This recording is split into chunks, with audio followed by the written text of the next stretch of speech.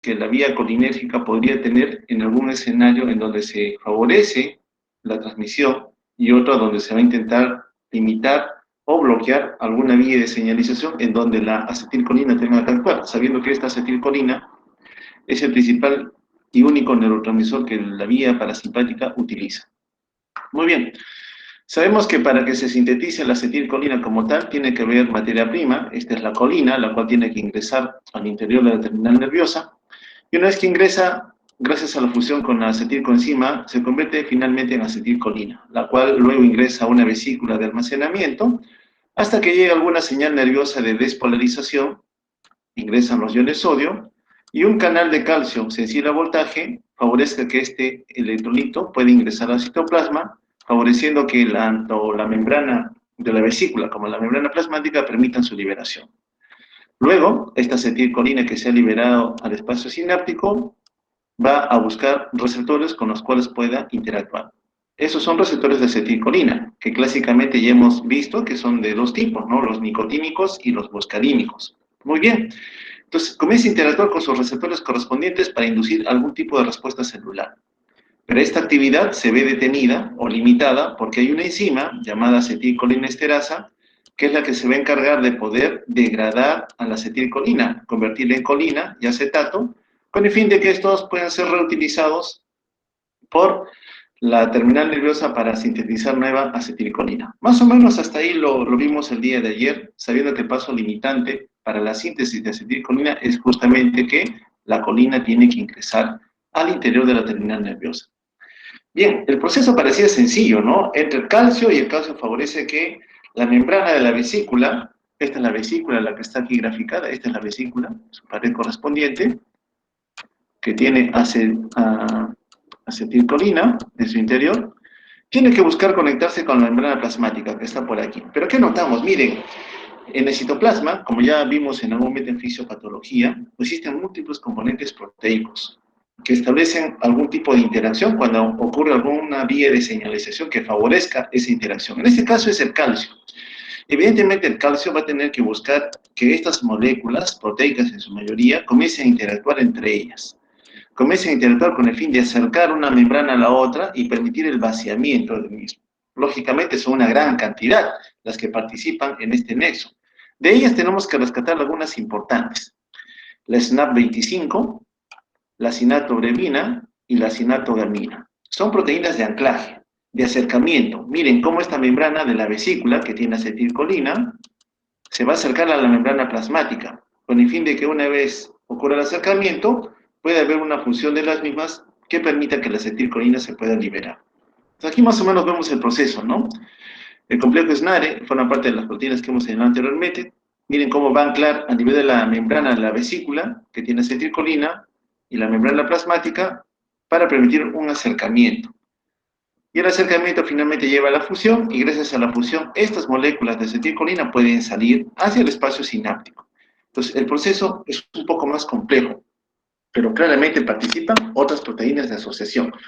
Lógico es que el calcio ha tenido mucho que ver para que ese proceso finalmente se vaya a dar. Este es un receptor de los que ya habíamos revisado anteriormente, es un receptor nicotínico, por lo que estamos viendo, dos unidades alfa, una delta, una gamma, también que vimos anteriormente, en donde este receptor ofrece dos sitios de unión para la acetilcolina, ¿no? En esta posición, ciertamente la distribución espacial que tienen las cadenas alfa no permite que pueda ingresar un electrolito cualquiera hacia el citoplasma. Pero una vez que dos moléculas de acetilcolina se han unido a las unidades alfa, esta es una alfa, esta es la otra alfa, va a permitir un cambio conformacional que ahora sí va a permitir que algún mineral, algún electrolito, pueda ingresar desde el extra hacia el intracelular. Gracias a ese proceso es que la respuesta celular se va. Bueno, entonces, la terminal nerviosa ciertamente está cargada de neurotransmisores, los cuales simplemente están almacenados esperando que haya alguna vía de señalización, despolarización de la membrana para que liberen al neurotransmisor correspondiente, que en este caso es la acetilcolina. Ya sabemos que a nivel posináptico, esta es la membrana posináptica, va a buscar sus receptores correspondientes. No olvidemos que esta distribución y efecto que la acetilcolina vaya a tener va a verse limitado por la presencia de esta enzima, la acetilcolinesterasa. Entonces, cuando uno quiere, en cierta manera, remedar la actividad que la vía colinérgica puede hacer, evidentemente tenemos que hacer que haya más acetilcolina en el espacio sináptico, hacer que la acetilcolina esté más tiempo en contacto con su receptor y, lógicamente, evitar que ocurra una degradación, una destrucción de la acetilcolina. En tanto yo permita ello, es evidente que esa acetilcolina va a tener mayor tiempo y efecto sobre la membrana de la célula postsináptica. Al contrario, si yo favorezco que haya un mayor metabolismo, una mayor recuperación, o de repente limitar la producción de la misma acetilcolina, o quizás limitar el ingreso de la colina al citoplasma, estoy lógicamente limitando la cantidad de neurotransmisor correspondiente para que esa vía colinérgica haga la tarea que tiene que hacer cuando ocurra la estimulación eléctrica. Muy bien, este es el componente que va a controlar el tiempo de acción de la acetilcolina. Cuando la acetilcolina llega a interactuar con su receptor, en la membrana encontró un receptor de tipo muscarínico o quizás de tipo nicotínico. Bueno, en la membrana, decíamos, hay una enzima especial llamada acetilcolinesterasa. Entonces, esta acetilcolinesterasa tiene un sitio de unión para la acetilcolina, ni bien ocurre la interacción, inmediatamente la descompone en acetato y en colina. Entonces, con esto está ya evitando que la acetilcolina siga estimulando a la membrana postsináptica. Entonces, es un sistema de control, de protección a nivel celular. Ya habíamos analizado eso también en relación a los receptores colinérgicos, son de dos tipos, decíamos, nicotínicos y los muscarínicos, ¿no? Los nicotínicos, que tienen dos localizaciones preferenciales, una a nivel ganglionar, en donde se también va a reconocer a la médula adrenal como un componente asociado, y otro a nivel de la placa mioneural. Ahí es la única distribución en donde estos receptores se encuentran posicionados. Y los muscarínicos, que evidentemente estaban localizados en el resto de la economía, en donde evidentemente la variedad M3 era la que correspondía a la mayoría de estructuras viscerales que nosotros tenemos. Muy bien, entonces, cuando uno decide favorecer o mimetizar las acciones de la vía parasimpática, haciendo que la acetilcolina tenga mayor efecto, lógicamente tendría que saber que al momento que esto ocurra, va a afectar tanto a los receptores nicotínicos como muscarínicos. Y a veces eso no es tan bueno. Muchas veces uno desea que, en el mejor de los casos, deberíamos ser selectivos. Es decir, yo quisiera que solamente afectemos a este conjunto de células porque las otras no me conviene que sean favorecidas o entorpecidas en la interacción de la acetilcolina con su receptor correspondiente. Pero lamentablemente en ese escenario tenemos mucha limitación, perdemos mucho de selectividad. Es decir, si bien es cierto yo quiero bloquear a un receptor, lamentablemente en el camino voy a ver que voy a bloquear a otros más. Inclusive, si la cantidad de acetilcolina es mayor, podría también afectar a otros receptores de otra familia, como son los nicotínicos. Y evidentemente aquí ya comienzan a aparecer un mayor número de efectos adversos que pueden ser perjudiciales para el paciente que es medicado con alguna de estas drogas. También lo notamos ya, los receptores nicotínicos, no olvide que son receptores asociados a flujos de iones, por tanto son receptores ionotrópicos. En cambio, los muscarínicos son receptores anclados y asociados a proteínas G, lo cual los convierte en receptores metabotrópicos. Evidentemente, según el tipo de proteína G, como lo vimos, que SGQ estimulará la actividad celular, y si es que fuera una GI, es evidente que van a limitar la actividad de ese conjunto de células que forman parte de un tejido que forman parte de un órgano sistema. Muy bien. Entonces, la distribución, decíamos, los M3 prácticamente están dispersos en todas las estructuras viscerales que nosotros reconocemos, ¿no? Y en estas van a regular mucho el trabajo de la nacional que el sistema autónomo tiene que cumplir en relación a diferentes aparatos y sistemas, sobre todo a nivel respiratorio, cardiovascular y digestivo, ¿no? Sin quitar también la vía genitourinaria. Muy bien. Los nicotínicos, no olvidemos que la distribución de estos receptores, tanto para la vía simpática como parasimpática, está a nivel ganglionar. Ahí están esos receptores nicotínicos. Y a nivel de la placa mioneural, evidentemente también tienen una localización preferencial en el músculo esquelético. Muy bien, ahora sí, entremos un poquito más de lleno a lo que es la farmacología, en donde vamos a tratar de emular o controlar la actividad colinérgica. Bueno, en general, las drogas que afectan la actividad muscarínica, ya me están delimitando acá, receptores muscarínicos, ¿ya? Vísceras en otras palabras, pueden ser de dos tipos, ¿no? Aquellas que emulen o remedien el accionar del parasimpático por tanto son polinérgicos o conocidos también como parasimpático-miméticos, mimetizan. Es decir, muy probablemente van a ser agonistas que se parecen a la acetilcolina y van a tratar de estimular a los receptores correspondientes. Y por otro lado, tenemos aquellos que son anticolinérgicos, vale decir, aquellos que van a ir a bloquear el accionar que la acetilcolina tendría con su receptor correspondiente. Ahora bien, esta actividad anticolinérgica es muy variada. Vamos a encontrar drogas que pueden actuar por diferentes mecanismos. Por ejemplo, la captación de la colina. Yo puedo limitar la captación de la colina, sabiendo que es el paso limitante. Sin colina, no puedo sintetizar la acetilcolina, es decir, no tendría neurotransmisor. En segundo lugar, evitar que una vez formada la acetilcolina, que sé que se forma en la terminal nerviosa, recuerden ustedes, se formó la acetilcolina, pero esta acetilcolina tiene que ingresar, ¿a dónde? A una vesícula. Entonces yo puedo disminuir la captación vesicular de la colina. Evidentemente, por mucho que haya de citoplasma, no voy a permitir que la vesícula esté cargada de este neurotransmisor. En otro escenario puedo limitar la liberación de acetilcolina por inhibición de la exocitosis mediada por calcio. Y aquí justamente intervienen todas esas proteínas de anclaje que vimos anteriormente que permitían la fusión de las membranas vesiculares junto con la membrana plasmática. Muy bien, esto en relación a cómo yo voy a tratar de bloquear la vía colinérgica. En otro escenario, no me meto con nada de lo que es la producción, ni el ingreso a la vesícula, ni tampoco la liberación, sino que se ha dado la liberación, pero voy a ir directamente a tratar de bloquear los receptores muscarínicos, sea tipo 1, M2 o M3. Aquí ciertamente somos un tanto más selectivos. Pero hay otro grupo de drogas que van a bloquear esos receptores, pero no les importa que sea M1, M2, M3, M4 o M5, o inclusive, en buena cantidad, inclusive meterse con los nicotínicos. A la cabeza tenemos a la atropina, ¿no? Una droga que es de las que antiguamente se utilizaba mucho. Lo malo es que como bloqueaba a la mayoría de receptores, los efectos colaterales que aparecían luego eran muy manifiestos y molestos para el paciente. Aún así, hoy se siguen utilizando en algunas condiciones clínicas particulares. La iosina, o escopolamina como también se le llama, es otro antagonista no selectivo de la acetilcolina en relación a la zona con sus receptores. Actúa con los receptores para evitar que la acetilcolina pueda interactuar con ellos. Bueno, también es muy útil para el manejo del dolor, la ansiedad, las náuseas. Lo malo es que bloquea otras vías de señalización. Nosotros hasta este momento estamos considerando que la acetilcolina solamente actuaría a nivel periférico, sistema nervioso autónomo, las vísceras y lo demás. Sin embargo, acetilcolina es un neurotransmisor. Vale decir, también tiene un influjo de acción a nivel del sistema nervioso central. En el sistema nervioso central, a nivel cerebral, de tronco, de estructuras subcorticales, existen vías colinérgicas también.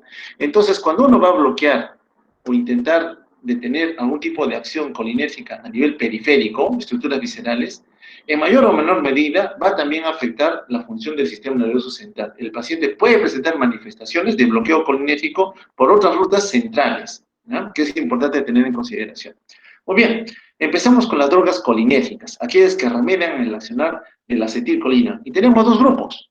La reacción directa, es decir, se parecen a la acetilcolina, por tanto, van a buscar a los receptores correspondientes, que pueden ser de tipo muscarínico o nicotínico. Dentro de los muscarínicos, tenemos el grupo más grande, que es la familia de los ésteres de colina. Aquí tenemos dos variedades, los alcaloides naturales y los derivados sintéticos, que los vamos a ver a continuación. Bien, esta es acción directa. Me parezco a acetilcolina, busco que los receptores sean nicotínicos o muscarínicos, interacciono con ellos y según el tejido que esté expresando ese receptor, voy a obtener una respuesta. Muy bien. Hay otro grupo de drogas colinérgicas que tienen acción indirecta. ¿Cómo así? Sabemos que la acetilcolina es degradada ¿por quién? Por la acetilcolinesterasa. Muy bien, si yo bloqueo a la acetilcolinesterasa, tengo más acetilcolina, más tiempo unida a su receptor, para que comience a interactuar con él y por tanto el efecto se mantenga en el tiempo. Muy bien, aquí tenemos varios grupos. Tenemos unos que van a bloquear la acetilcolinesterasa con una unión no tan fuerte, el hidrofonio, por ejemplo, cuya acción es bastante corta, unos minutos, nada más 2, 5 minutos. Los carbamatos, cuyo tiempo de unión al receptor es mucho mayor, una acción intermedia a prolongada. Aún así, que sea intermedia a prolongada me dice que si hubiera algún mecanismo de control competitivo, podría yo competir con él, con el carbamato, y sacarlo de ese lugar de unión al receptor correspondiente, ¿ya? En relación a la acetilcolina. Y finalmente los órganos fosforados. Estos de aquí son los más peligrosos. Recuerda, una vez que se libera la acetilcolina, busca su receptor en la membrana celular, está unida a él, firmemente, está estimulando a la célula. La presencia de la acetilcolinesterasa, que voy a pintarla de azul, aquí, va a buscar unirse a la acetilcolina, pero no lo puede hacer porque hay un bloqueo. Alguien la está bloqueando, sea el hidrofonio, sea un carromato o un órgano fosforado. Como el hidrofonio tiene corto tiempo de acción, lógicamente va a liberar la acetilcolinesterasa y esta va a recuperar la destrucción de la acetilcolina. Del carromato, lógicamente, va a demorar algo más, pero si hubiera algún mecanismo de competición, lógicamente podría limitar el accionar de la acetilcolina. ¿Cómo competición? No para bloquear a la acetilcolinesterasa o liberarla del accionar del carbomato, sino alguien que compita con la acetilcolina por este receptor. ¿Quién es ese alguien? Para nosotros es la atropina. La atropina compite con la acetilcolina por el receptor correspondiente, el receptor muscarínico. Es una ventaja entonces tener este fármaco que nos puede ayudar cuando por alguna condición el paciente, por ejemplo, se ha expuesto a los carbamatos o en el peor escenario se ha expuesto a los órganos fosforados. ¿Dónde encontramos los órganos fosforados? En los insecticidas industriales, sobre todo en aquellos que tienen alta capacidad de absorción, no solamente por ingesta, sino solamente por tocarla, a través de la piel ingresan muchos de los órganos fosforados. Y si no hay protección correspondiente, el paciente es inundado en toda la economía con este tóxico que comienza a bloquear a la acetilcolinesterasa de manera irreversible, o sea, no la va a liberar por nada del mundo, y lógicamente al ser irreversible, la acetilcolina va a tener mayor tiempo de acción sobre su receptor correspondiente, y el paciente viene en muy malas condiciones, viene con un síndrome colinérgico.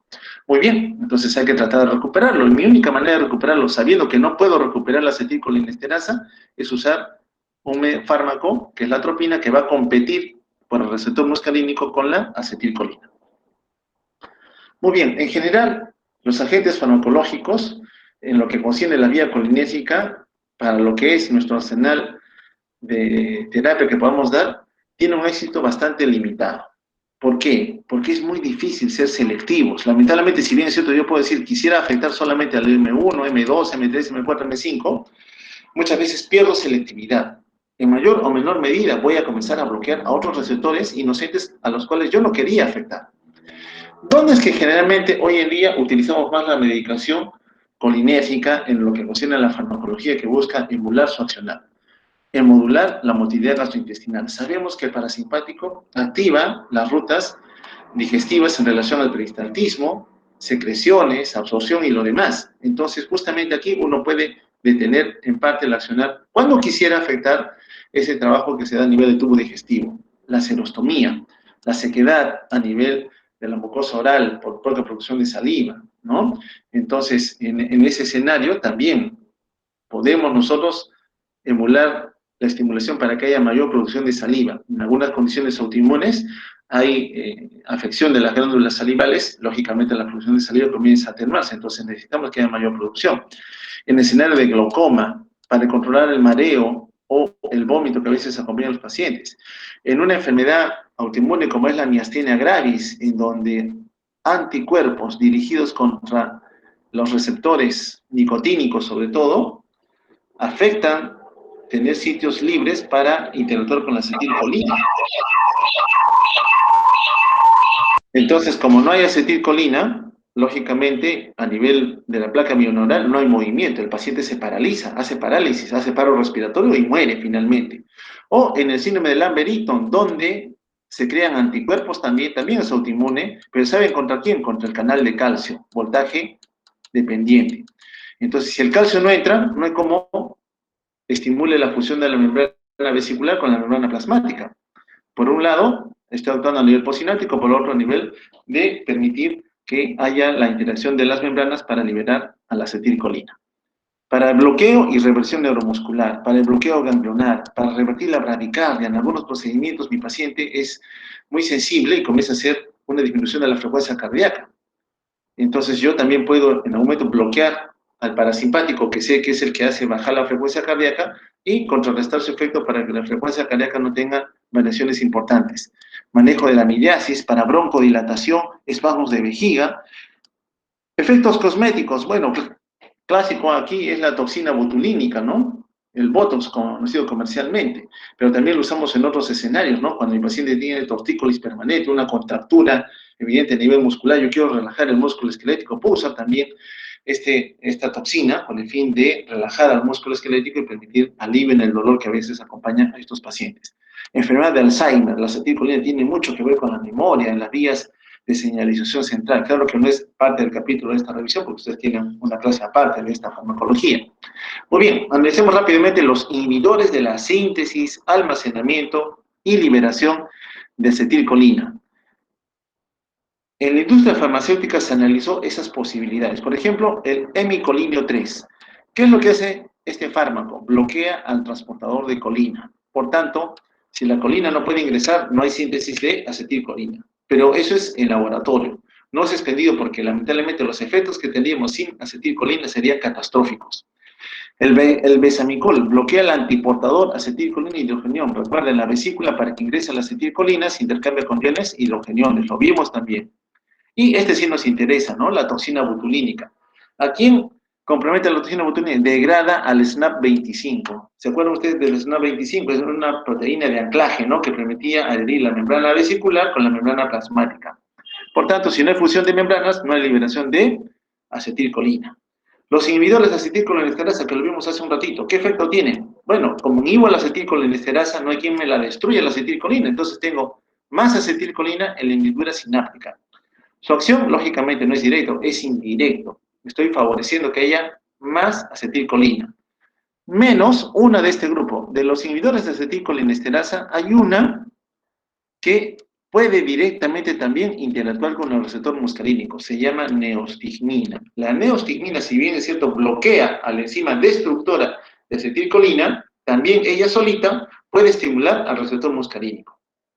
Bueno, ¿qué grupos tenemos dentro de los inhibidores de acetilcolinesterasa que lo comentamos brevemente, algunas diapositivas atrás? Son tres clases que nosotros reconocemos. Alcoholes simples, que tienen un grupo amonio cuaternario, ésteres de ácido carbámico, ya sabemos que son los carbamatos, y derivados orgánicos de ácido fosfórico, que son los organofosforados. ¿Recuerdan que vimos tres grupos? Donde estaba el hidrofonio de acción corta, bueno, ese es un alcohol, por ejemplo. Luego los derivados de ácido carbámico y los de ácido fosfórico. Bueno, de los de acción corta, el hidrofonio no es un alcohol simple, produce una inhibición reversible, es decir, tengo la membrana, el receptor de acetilcolina y acá tengo mi enzima destructora. Entonces, cuando yo, inhibidor de acetilcolinesterasa, me uno a mi enzima correspondiente, ¿perdón? Los amigos que vas a bajar aquí a abajo. ¿Perdón? Me han dicho. ¿Estás leyendo? Sí, sí. No, en voz baja. Ya. Otra vez. Dilo, para ver mi cara de reacción. Dilo, pues. Ya. No vale. Bueno, tengo una interferencia de uno de ustedes que no permite continuar la clase. En realidad, si no hay interés en la clase, al final esto se va a grabar. Si van a ingresar para interrumpir, prefiero yo que no ingresen, porque al final yo no estoy tomando lista. Si a ustedes les causa problema, dificultad, limitación, en realidad, de verdad que yo prefiero correr más rápido para acabar su clase pronto y ya finiquitemos esto. De verdad, deja mucho que desear esta clase de día. Para la tarde, en realidad, fisiopatología preferiría que ingresen los que quieran ingresar, los que tengan ánimo de escuchar algo que yo les pueda transmitir. Si la señorita y el joven que están interrumpiendo hace un instante tienen ese interés particular, prefiero que vayan por otro rumbo y no perjudiquen a los compañeros que, pienso yo, quisieran entender un poquito más de la farmacología. En verdad, me disgusta mucho, me molesta y, sinceramente, si estuviéramos en clase física, yo hubiera abandonado la clase. Pero por respeto a los otros compañeros que todavía están presentes, voy a continuar, pero en forma mucho más rápida por esta interrupción. Bien, entonces, ¿qué particularidad tiene el hidrofonio? Su efecto es bastante corto, 2 a 10 minutos. Hay otros grupos que pertenecen a la misma familia de los alcoholes, neostigmina, fisostigmina, pero tienen el ácido carbámico como un añadido. ¿Qué particularidad tienen? Que establece un nexo covalente. Y de momento que hablamos nosotros de nexo covalente, estamos hablando de que la unión es mucho más firme. En el caso del hidrofonio, la unión era una unión no covalente, solamente de atracción. Pero en este escenario ya hablamos de una unión covalente, una unión mucho más fuerte. Por tanto, el efecto de acción se prolonga un poco más, 15 a 30 minutos. Y la inhibición selectiva dura algo más todavía, 3 a 8 horas. De ahí que estos medicamentos se pueden dar cada 4, cada 6 horas, con el fin de mantener un bloqueo más o menos duradero en relación a la acetilcolinesterasa para que haya más acetilcolina. La pregunta sería de parte de ustedes, ¿y en qué escenarios clínicos yo necesito que haya más acetilcolina? Lo vamos a ver en un momento. El tercer grupo, el fluorofosfato de isopropil, por ejemplo, son los organofosforados. Aquí sí estamos en problemas. ¿Por qué? Porque el complejo enzimático fosforilado es más estable, ¿ya?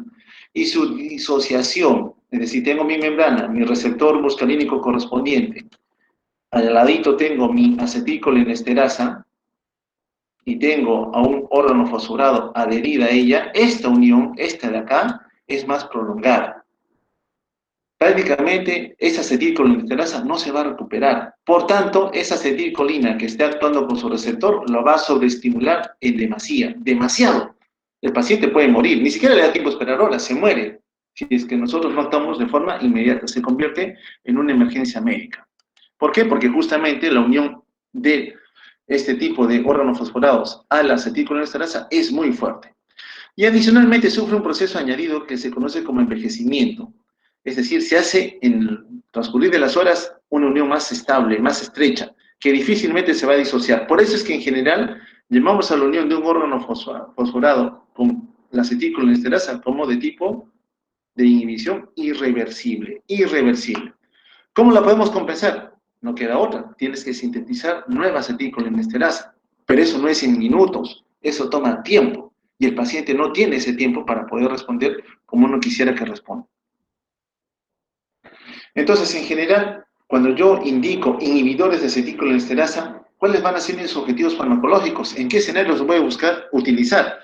Bueno, primero que nada, son tres condiciones en donde uno va a decir, tengo que utilizar estos fármacos. Primero que nada, para aumentar la transmisión de la acetilcolina. ¿Y en dónde me importa que esté acetilcolina? En la unión neuromuscular. Porque si no tenemos acetilcolina suficiente para interactuar con receptor nicotínico en la placa mioneural, no podríamos movilizarnos. Necesitamos entonces aumentar la transmisión en algunas enfermedades en donde algún proceso patológico impide que la acetilcolina interactúe con su receptor. Entonces yo quiero que aumente la transmisión de la unión neuromuscular.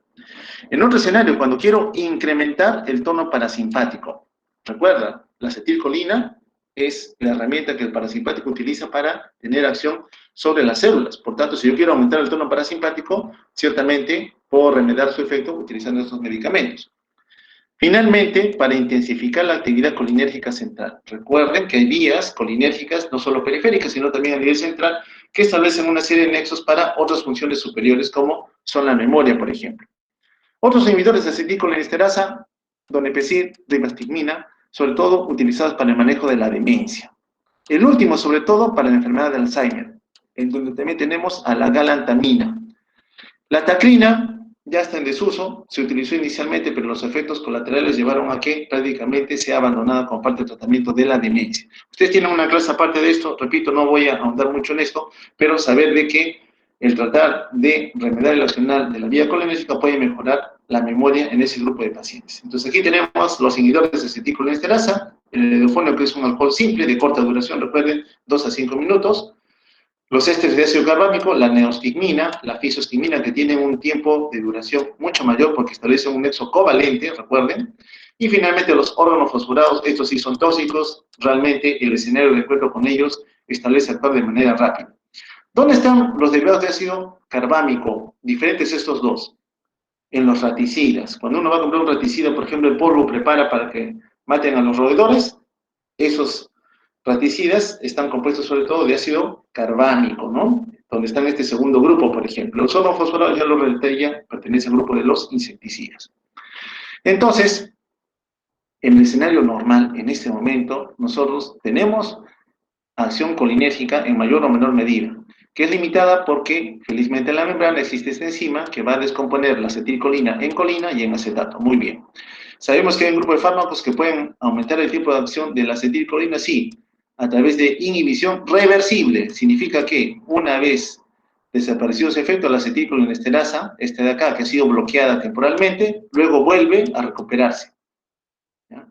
Inhibición, los alcoholes simples, el hidrofonio que señalamos. Pero hay un grupo que se une a la acetilcolinesterasa en forma tan firme que no se despega. Y la capacidad de recuperar el accionar de la acetilcolinesterasa toma días, es bastante prolongado. Y repito que el paciente, en donde la acetilcolinesterasa está bloqueado, se ve expuesto a altas cantidades de acetilcolina. Por tanto, los efectos tóxicos son muy manifiestos. Entonces aquí tenemos la acetilcolinesterasa, que en este momento está permitiendo degradar a la acetilcolina una vez que ha terminado su efecto de acción sobre su receptor. Entonces, esta acetilcolinesterasa es necesaria para mantener un equilibrio en esta vía de señalización. Fármacos que pueden bloquearla están señalados aquí. Si yo bloqueo esta ruta, lógicamente tengo más acetilcolina para interactuar más con su receptor, por tanto la respuesta celular ciertamente se va a incrementar. Y a veces se incrementa tanto que las manifestaciones son más de enfermedad que de beneficio para el paciente. Bueno, como se está bloqueando la acetilcolinesterasa de todos los blancos, de todas las dianas, y eso está en toda la economía, hemos visto ya que los receptores se expresan en la mayoría de estructuras viscerales, es evidente que mucha acetilcolina estimula el peristaltismo, pero tan intenso que al final el paciente sufre de cólicos intestinales, ¿no? Dolor tipo cólico, intermitente, espasmódico sobre todo, que causa muchas molestias. Tanta estimulación sobre el músculo constrictor de la pupila lógicamente condiciona miosis, no puedo ver adecuadamente. El predominio de la vía parasimpática, hipotensión arterial, baja la frecuencia cardíaca, mi paciente se bradicardia, se ve aletargado, cansado, no puede hacer sus actividades diarias como convencionalmente le correspondían hacer. Bien, eso en relación, entonces, a la acción indirecta. ¿Y qué de los agonistas, de los receptores colinérgicos? Aquellos que se parecen y van a interactuar con los receptores correspondientes. Bueno, clásicamente tenemos dos tipos, ¿no? Los muscarínicos y los nicotínicos. Los muscarínicos, ¿dónde los utilizamos más? Sobre todo para hacer diagnóstico. ¿De qué? De asma bronquial. O para causar la constricción de la pupila. Cuando la pupila se contrae, el ángulo que se forma para evacuar el humor acuoso se hace mucho más amplio y en el escenario de glaucoma, por ejemplo, me ayuda mucho a evacuar la cantidad exagerada de líquido del humor acuoso, por ejemplo, que puede contribuir a una presión intraocular incrementada. Y los nicotínicos, los agonistas nicotínicos, sobre todo, son útiles para manejar la parálisis muscular. Para ese escenario es que los utilizamos. Recuerda que los receptores nicotínicos están a nivel de la placa mioneural. Entonces, si yo interactúo con esos receptores, puedo mejorar la parálisis muscular que pueda suscitarse en algún momento. Bien, analicemos rápidamente los agonistas de los receptores muscarínicos. Tenemos dos grupos, los ésteres de colina, cuya característica es que son moléculas cargadas, son hidrofílicas.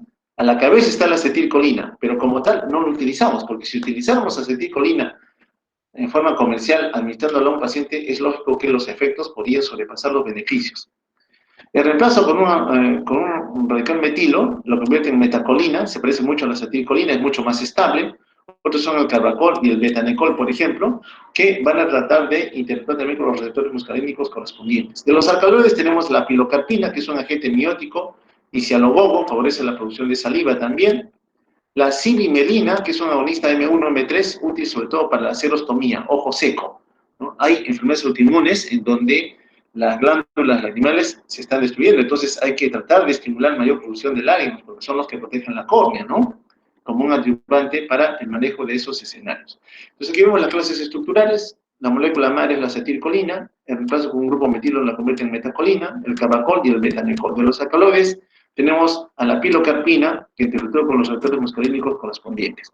Bueno, decíamos hace un instante, ¿dónde se utilizan más? Diagnóstico de asma. En relación a la vía o al árbol traqueobronquial, cuando nosotros analizamos un poquito, entraba la tráquea, el bronco principal izquierdo, bronco principal derecho, y luego cada uno se iba ramificando. La particularidad que notábamos aquí es que esa vía de conducción tenía una capa de músculo liso, ¿cierto? Una capita de músculo liso, sensible a que pueda ser estimulado para que se contraiga o que se relaje. Sabemos que el simpático relaja el músculo liso, por tanto el bronquio está dilatado, pero el parasimpático lo contrae, por tanto la luz del bronquio se reduce.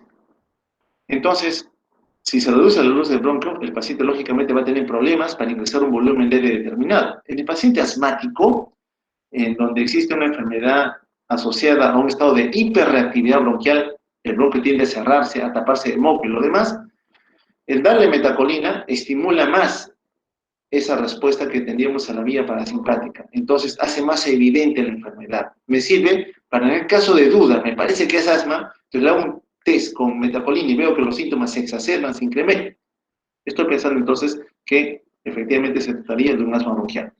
Bueno, lo malo de los agonistas, en este caso de tipo muscarínico, son que van a afectar a otros conjuntos de órganos que están respondiendo a este agonismo. Tubo digestivo, aumenta el peristaltismo y el paciente hace diarrea. La presencia de acúfeno, los ruidos anormales, la miosis, las náuseas, los vómitos, la urgencia miccional son acompañantes habituales. Lógico es que yo quería solamente afectar un rubro. Lamentablemente, por bloquear, estimular la misma ruta colinésica, estoy consiguiendo estimular a otras vías colinéticas más, en donde mi paciente presenta una serie de molestias que ciertamente son incómodas para él. En el caso de la pupila, que es un escenario que nosotros hablamos muy frecuentemente, sobre todo cuando queremos hacer un fondo de ojo, ver cómo está la retina, si hay daño vascular por diabetes, hipertensión, de repente hipertensión neoplasiana, edema de papila, etcétera, etcétera. Entonces, una pupila de pequeño diámetro no me permite visualizar el fondo. En cambio, una pupila de mayor diámetro ciertamente que mejora ese escenario. Entonces, tenemos fármacos que pueden estimular al constructor de la pupila, favoreciendo que su diámetro disminuya. A eso le llamamos miosis, ¿no? Por ejemplo, la pilocarpina busca esa condición, contraer el constructor de la pupila para que el diámetro pupilar disminuya. Y por otro escenario, si para que se contraiga yo necesito... El transmisor acá ha sido la acetilcolina, que cuando su receptor muscarínico, lo que está haciendo es que se contraiga la pupila. Muy bien. Si yo bloqueo al receptor muscarínico, en este caso con atropina, la atropina es un receptor y no permite que la acetilcolina se una, lógicamente que el diámetro pupilar se va a incrementar. Entonces, la atropina, si bien es cierto, lo uso en algunas condiciones determinadas, una forma de ver si la cantidad de la droga ya está teniendo efecto a nivel de las células, simplemente es examinar la pupila de su paciente. Si usted le está dando atropina a algún paciente y quiere saber si ya los efectos se están acercando a un nivel no deseado, mire las pupilas. Si luego de entrar bolos de atropina nota que las pupilas se mantienen fijas del mismo tamaño o reacción, usted dice todavía le falta atropina. Sigue dando bolos de atropina y en un momento nota que la pupila que estaba en 2, 3 milímetros ahora está en 5, está en 8, en 10 milímetros, ya evidentemente usted dice de que ya la atropina ha alcanzado un nivel terapéutico, inclusive ya acercándose a niveles tóxicos. Bueno, ¿dónde necesitamos que haya ciertamente mayor actividad de la acetilcolina? ¿En qué escenario clínico? Hay una enfermedad que lo relatamos al inicio en las indicaciones que se llama miastenia gravis. ¿Qué ocurre en la miastenia gravis? Los receptores nicotínicos del músculo esquelético son atacados por anticuerpos. Entonces, al ser atacados por anticuerpos, son sobreestimulados. ¿Qué hacen? La célula entonces se defiende. Y se defiende internalizando los receptores. Los receptores nicotínicos los va a meter al interior, porque hay mucho anticuerpo. Muy bien. Entonces la acetilcolina dice, pero yo no puedo interactuar. Uno, porque los receptores están ocupados por un anticuerpo. Y dos, porque hay menos receptores.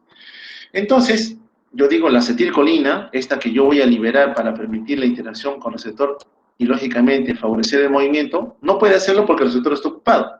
Muy bien, entonces yo digo, vamos a crear un antagonismo competitivo. ¿Cómo? Agarro la acetilcolina esterasa, la bloqueo, tengo más acetilcolina, más tiempo, en mayor cantidad, pero que va a competir con el anticuerpo por los receptores. Por tanto, al momento que compita, al tener más acetilcolina en el espacio sináptico, voy a favorecer que el músculo ahora sí responda y consiga el movimiento. Ahí es donde uso, por ejemplo, el hidrofolio, la fisostigmina, la neostigmina, en la miastenia gravis. Una enfermedad en donde hay pocos receptores y los pocos que quedan tienen un anticuerpo agregado. Ahora, como aumento más acetilcolina, boto al anticuerpo y me uno a mi receptor para que pueda estimular la contracción y con ello permitir que la persona se movilice. El escenario más catastrófico en miastenia gravis es cuando mi paciente viene con parálisis de los músculos respiratorios. El diafragma ya no se puede contraer, ya no permite ingresar volúmenes de aire. Así activa el grupo respiratorio ventral para que le ayude con los músculos intercostales, no va a poder reemplazar a generar una presión negativa que permite el ingreso de un volumen de aire rico en oxígeno. Bien, ya hemos hablado un tanto de los muscarínicos, algo de los nicotínicos a nivel de la placa mioneural. Bien, a veces tenemos que usar un grupo de fármacos que se unen a los receptores nicotínicos, pero de manera irreversible, ¿ya? Que dura más tiempo su acción. Son los agonistas de receptores nicotínicos. A la cabeza, la succinilcolina. Es un éster de colina, tiene alta afinidad por los receptores nicotínicos a nivel de la placa mioneural. Entonces, agarra la membrana, está su receptor. Yo sé que él normalmente responde a acetilcolina, pero ahora, ¿qué estoy haciendo yo? Le estoy dando un fármaco conocido como succinilcolina. Se une al receptor, lógicamente lo estimula porque es un agonista, y permite el ingreso de iones sodio, ¿no? Ingresan los iones sodio, ingresan los iones calcio, con eso debería haber movimiento. Pero ¿qué de particular tiene este de aquí? Que al inicio favorece la despolarización, como normalmente debería ocurrir, pero no se despega del receptor. Entonces se despolarizó la membrana y ahí se quedó. Es decir, al inicio excitó, pero después, como ya no hay recambio, no hay repolarización, se genera una parálisis flácida. ¿Quiénes usan esto, por ejemplo? Los cazadores de la Amazonía, ¿no? Cuando tienen que matar a algunos animales en la selva, usan unos dardos cargados con tubocurarina, del cual proviene la succinilcolina. Es un paralizante. Imagínense ustedes que les inyecten una droga como esta y ustedes no podrían ni moverse. Pueden darse de cuenta de todo lo que pasa alrededor. Pueden pincharlos, quemarlos y van a sentir dolor intenso, pero no van a poder moverse. Están paralizados. Es uno de los peores escenarios, de verdad. Dale un bloque. Este es un bloqueante neuromuscular despolarizante. Uno le da esta droga despolarizante y el paciente está consciente, se da cuenta de todo. Y en ese momento que no puede respirar, se estresa más. ¿Cómo notamos el monitor? Hace taquicardia, hace hipertensión, está sudoroso, el simpático trata de defenderle y no puede. Por eso es que tenemos que darle bloqueantes, sedantes, para poder dormirlo y evitar de que recuerde ese evento bastante desagradable en un futuro próximo si es que el paciente sale airoso de esa enfermedad. Bueno, si bien es cierto, la nicotina parecía ser una herramienta que podemos utilizar para estimular los receptores correspondientes, a la larga genera muchos problemas. Uno diría, los muscarínicos evidentemente parecieran que la manipulación de los receptores podría ser beneficioso desde el punto de vista farmacológico, pero trabajar con los receptores nicotínicos ciertamente genera problemas. ¿Por qué? Cuando uno expone a interactuar con estos receptores, la persona presenta manifestaciones periféricas y centrales. A nivel central, por ejemplo, la capacidad de atención, de poder estar alertas, de concentrarse disminuye, ¿no? El paciente está irritable, impaciente, disfórico a veces, excitado, agresivo, ¿no? A nivel central, como una respuesta a la exposición a la nicotina, se libera arginina vasopresina, un potente vasoconstrictor, ahorrador de agua, por ejemplo, aumenta la volemia. A nivel de lo que es los receptores sensitivos asociados al dolor y a la temperatura, ocurre una mayor sensibilización. El paciente, cualquier estímulo rápidamente lo afecta, lo cual ciertamente no es favorable para ninguna persona. Induce muchas veces a nivel del área postrema, a nivel de tronco, la presencia de náuseas y vómitos acompañantes. Entonces, al final de cuentas, si bien es cierto, yo podría intentar manipular esos receptores, termina siendo sobrepasado por los efectos adversos. Los efectos que la nicotina vaya a tener ciertamente van a favorecer algún efecto de daño a este nivel que afecte a la persona en su vida diaria, ¿ya? Con problemas gastrointestinales, no solamente de tipo central, no solamente con la concentración, sino también en su comportamiento, que vayan a enrumbarlo en un tipo de labor bastante desagradable por la estimulación añadida que puede existir a nivel de otras estructuras del tubo digestivo. Bien, las drogas anticolinérgicas. Ya hemos visto las que promueven interactuar en forma selectiva, no selectiva, la mayoría son no selectivos, muscarínico, nicotínico y lo demás. ¿Qué de las drogas anticolinérgicas? Bueno, anticolinérgicas significa que vamos a bloquear a la vía colinérgica. Y pueden ser selectivas si actuamos solamente sobre los receptores muscarínicos, solamente sobre los receptores nicotínicos. Y un grupito agregado que son los regeneradores de colinesterasa. ¿Recuerdan? Cuando yo bloqueaba la acetilcolinesterasa tenía más acetilcolina. Bueno, tengo una droga que puede regenerar a la acetilcolinesterasa. Es una oxima llamada pradiloxima. Muy bien. ¿Qué de los antimuscarínicos? Selectivos para receptores M1 tengo la pirencepina, inicialmente utilizada para el manejo de la acidez gástrica, ¿no? La presencia de úlceras a nivel gástrico. Y las no selectivas, como el caso de la atropina. Recuerda que la atropina compite con la acetilcolina por el receptor correspondiente a nivel muscarínico. Entonces, por eso es que la atropina es considerado un antimuscarínico. Y los antinicotínicos, bueno, se actúan en la placa mioneural, se llaman bloqueantes neuromusculares. Pero recuerda que los nicotínicos también están presentes, ¿dónde? A nivel del ganglio y a nivel de la médula adrenal. Entonces, a nivel del ganglio también podría producirse un bloqueo, porque estoy interactuando con esos receptores. ¿Dónde? Es que generalmente, cuando yo utilizo una droga antimuscarínica, voy a ver efectos adversos. Como sabemos que los receptores colinérgicos están dispersos en toda la economía, voy a ver manifestaciones centrales, sistema nervioso central, a nivel cardiovascular, respiratorio, gastrointestinal, genitourinario y de glándulas. Prácticamente toda la estructura visceral, tórax, abdomen se van a ver comprometidos.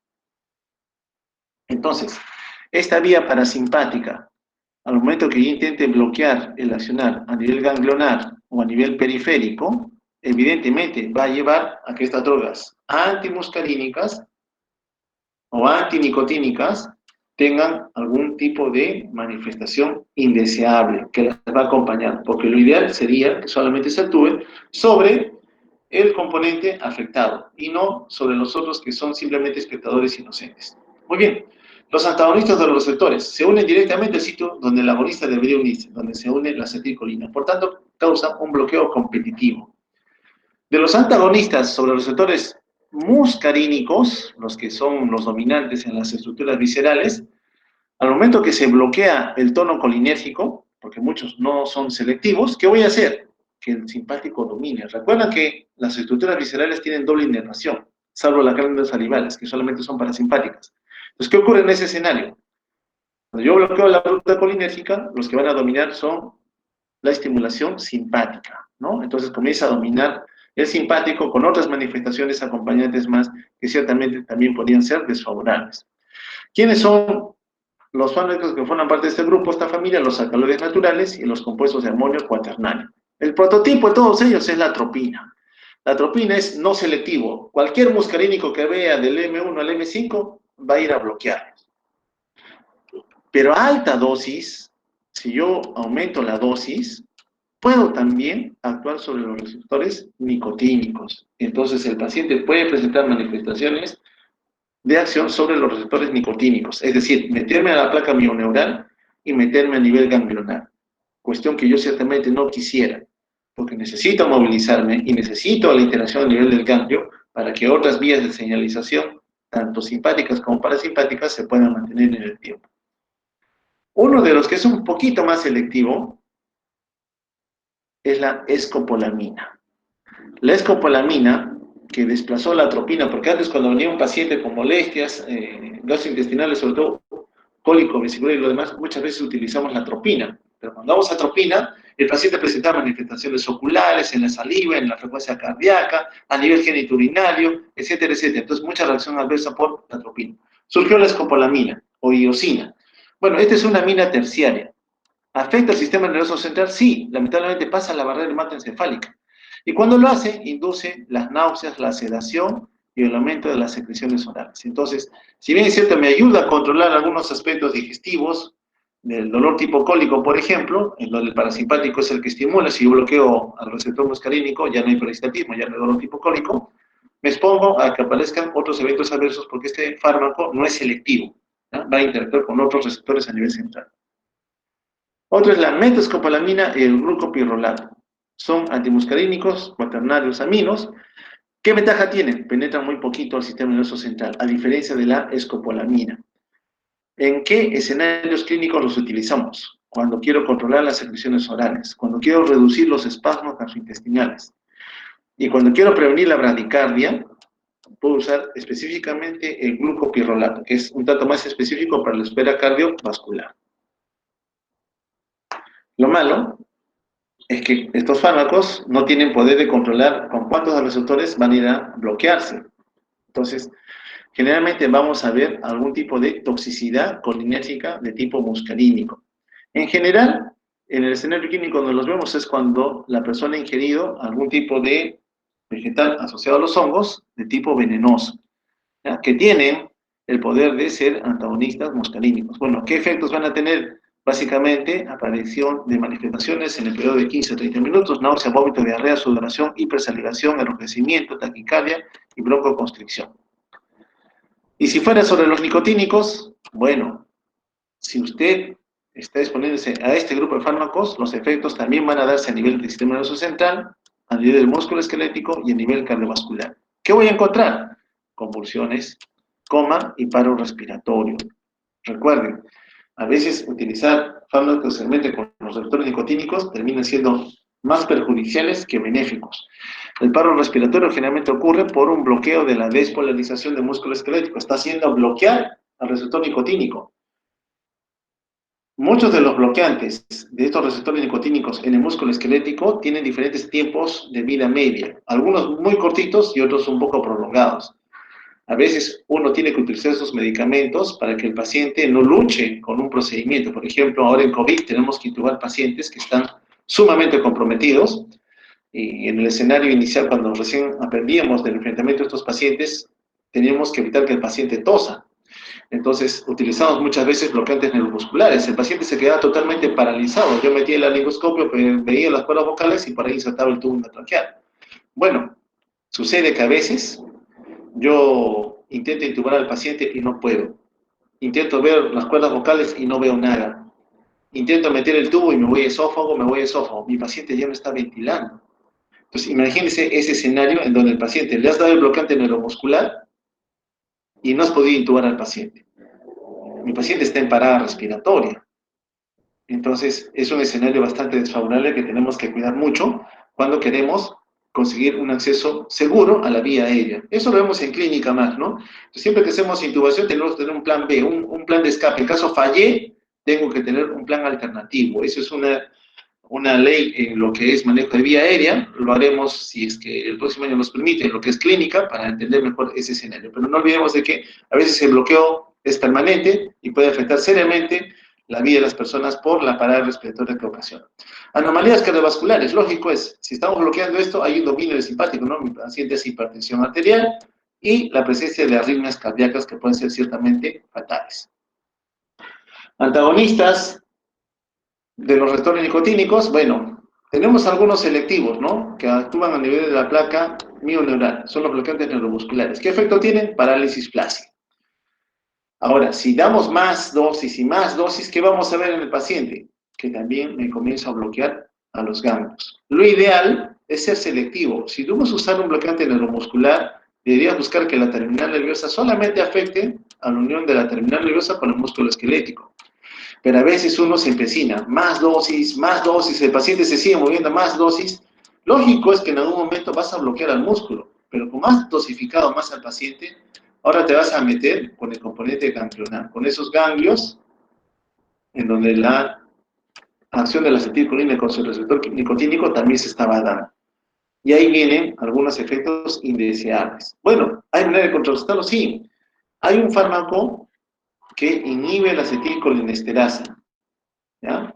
Para que haya acetilcolina que compita con el bloqueante neuromuscular. Es de acción corta, es decir, no va a ser prolongado, no va a ser como el neostigmina, los carramatos, órganos fosforados que eran más prolongados, no. Este actúa por corto tiempo, algunos minutos. El que se utiliza es el Sugammadex, ¿ya? Ese fármaco que los anestesiólogos quieren mucho, sobre todo cuando están haciendo cirugías de abdomen, por ejemplo, el paciente se comienza a despertar, comienza a moverse, el cirujano no le gusta porque tiene que suturar la pared del abdomen, le dice, paralízamelo un poquito más, y lo sigue paralizando. Terminó la operación, el cirujano agarra, se va, y deja al anestesiólogo con un paciente paralizado. ¿Y ahora qué hago?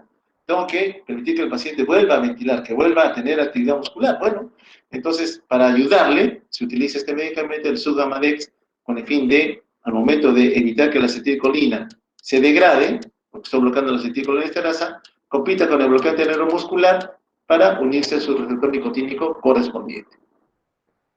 Bueno, entonces, en base a esos bloqueantes neuromusculares, hemos visto ya los despolarizantes. Recuerda, esta es otra clase de ustedes. El bloqueante neuromuscular, dos tipos, despolarizante y el otro que es el no despolarizante. El despolarizante, hemos visto ya, ¿quién es? La succinilcolina. La succinilcolina. Esa te da media hora de parálisis. Si tú no lo intubas a la primera, a la segunda, y eso te toma 1 o 2 minutos, ya sabes que vas a estar media hora bolseando al paciente hasta que recupere fuerza para poder respirar. Los no despolarizantes son los que solamente van a bloquear el receptor, es decir, no lo van a estimular, como ocurre con los despolarizantes. Entonces, de estos no despolarizantes tenemos varios ejemplos. Uno de ellos es el citracurio, por ejemplo, el vercuronio, rocuronio, pancuronio, son algunos de ellos. Aquí están representados citracurio, pancuronio, rocuronio. Tiempo de acción en minutos, 2 o 3 minutos ya están actuando. Lo malo es cuánto tiempo te va a durar el efecto. Con atracurio 40 minutos, cisatracurio 90 minutos, pancuronium 86 minutos, rocuronium 43 minutos. En cambio, con succinilcolina, mira, tú lo paralizas, 8 minutos ya el paciente puede comenzar a moverse. Entonces tenemos un menor tiempo de acción.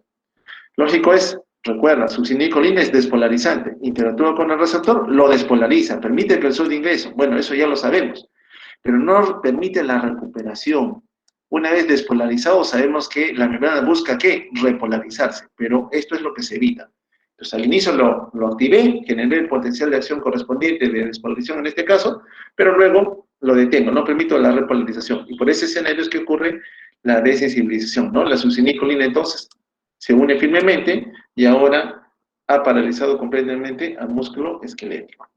Muy bien, entonces ya hemos terminado. El manipular la vía colinésica sabemos que puede tener un efecto en pro y otro en contra. Particularmente, manipular al sistema nervioso autónomo nos expone a muchas condiciones de riesgo, particularmente con el parasimpático, porque hemos visto que los receptores, sobre todo de tipo muscarínico, están dispersos en toda la economía. Entonces, para intentar bloquear solo a uno, por ejemplo, si lo diera por vía enteral o parenteral, sé que me voy a meter con otras estructuras viscerales, corazón, piel, árbol transbucal, tubo digestivo, vía urinaria, etcétera, etcétera. Por eso es que a veces uno dice ojos, mejor le doy en gotas. Y sé que la gota solamente va a actuar localmente, forma tópica. No se va a absorber, solamente allí.